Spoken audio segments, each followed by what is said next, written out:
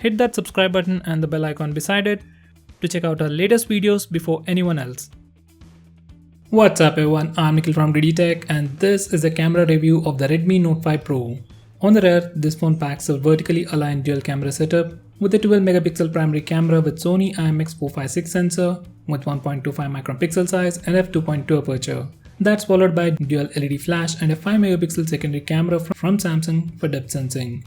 On the front, it has a single 20 megapixel camera with Sony IMX376 sensor with 1 micron pixel size, f2.2 aperture and a dedicated soft LED light. Now let's check out the camera interface. We have the toggle for flash on the left side corner. We have auto flash, that's pretty basic.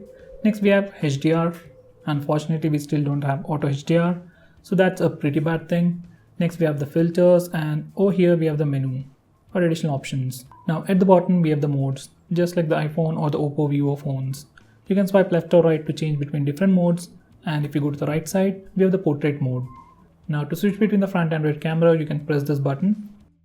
Now this is the front facing camera, and if you try to use the portrait mode by swiping left, it simply switches to the rear camera. So if you want to use portrait mode for selfies, you need to press this button at the top. Then portrait mode will be enabled. Now once again we have HDR mode, and fortunately we have auto HDR for the front facing camera. So that's pretty interesting, but I wish they had given us auto HDR even for the rear camera. So that's a sad thing. Now let's go to the video section and check out the video resolution. Well, as you might have already known, this phone is not supporting 4K as of now, but it does have electronic image stabilization. So that's a huge improvement in terms of camera performance in the Redmi series phones. So guys, that was the camera interface. Now let's check out some sample pictures. All these pictures were taken in the evening around 4:30 with HDR turned off. Images look bright with oversaturated colors, but there is still a nice variation in colors and a good exposure control. Color balance is slightly to the warmer side. Capturing speeds and sharpness are good. Focusing speeds are good. I didn't have any problems with it. And finally, dynamic range is good for the price.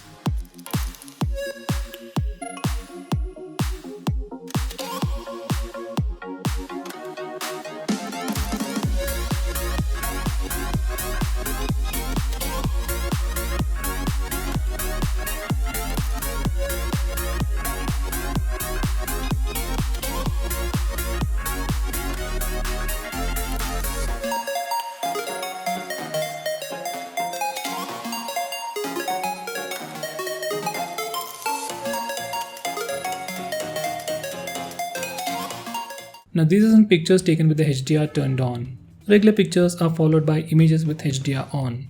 HDR images look duller when compared to the regular images, but that's because it is messing with the sky to control exposure.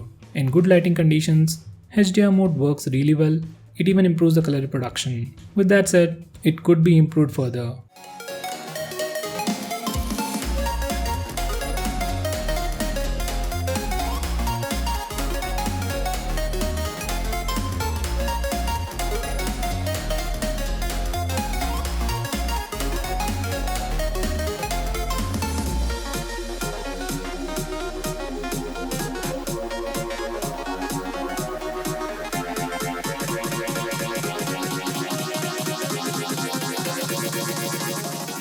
Now these are some macro shots. While taking macro shots, focusing speeds, sharpness and capturing speeds are good. Colors have more contrast even in the background. You get good bokeh effect, and once again, exposure control is good. Using the dual camera setup, this phone offers portrait mode, which adds a blur effect to the background. Now these are the sample shots. Edge detection is not perfect, but good for the price. Probably the best in the price segment. Some edges are soft and some are inaccurate, but that's manageable. In good lighting conditions, you get better portrait shots. It even did a good job with my dog in it. Color reproduction is also pretty good.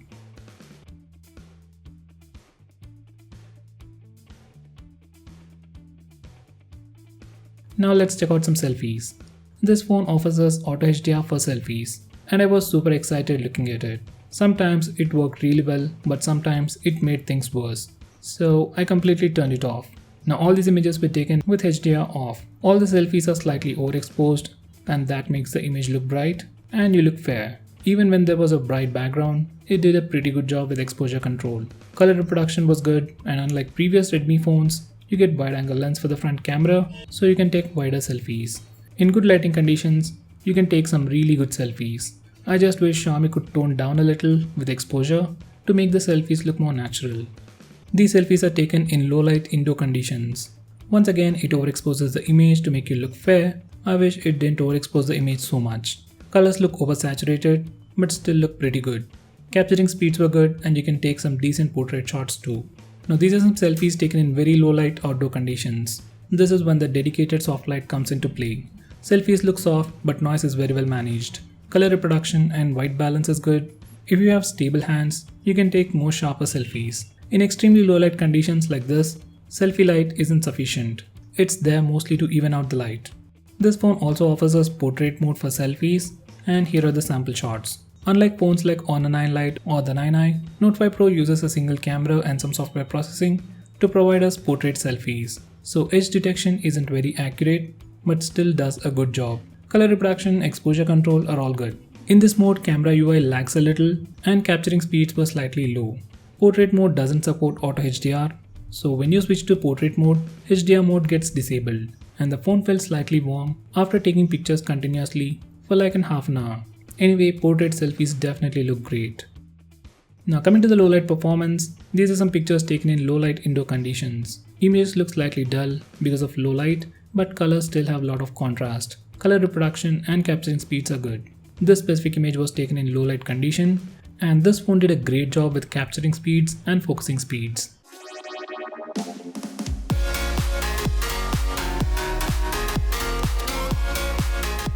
Now these are some pictures taken in very low light conditions. Color reproduction and capturing speeds are pretty good. Images are soft, but noise is very well managed. These are some images taken with the flash. Brightness level, color reproduction and exposure control are all good. So in low light condition, this phone does a pretty good job.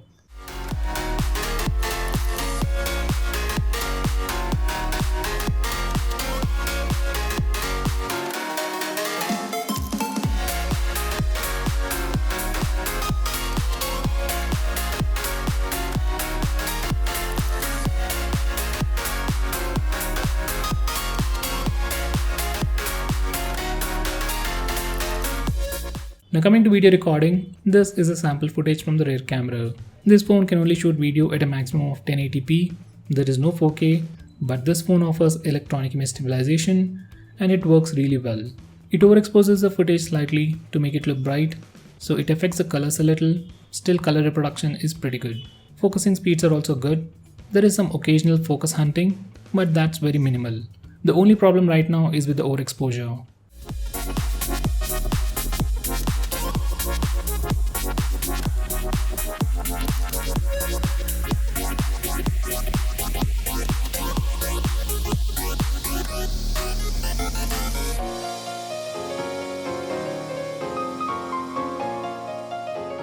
Now coming to the front camera video recording, here's the sample footage. So guys, this is the video footage from the front facing camera of the Redmi Note 5 Pro, and the audio is also from the phone itself, so you can check out the noise cancellation and check to see if there is any lag from the way I speak and the audio. Usually some phones do that. Let me know if there is anything. I'll check it anyway, but you also do it. So there's also image stabilization for the front facing camera, so it's a pretty good thing. While recording video using the front camera, exposure shift could have been better and faster. When there is a bright background, subject becomes dark, and even if you touch the subject, it doesn't adjust the exposure. This phone also offers electronic image stabilization for the front camera video recording, but the footage is not as stable as the rear camera. It shakes a little. Because of EIS, video isn't as wide as the selfies. While recording the video using the front camera, preview screen froze for a second sometimes, but that didn't affect the footage. So there might be a small bug with the front facing camera and it might be fixed in the future. So on the whole, footage from the front camera is good, but stabilization could be improved further.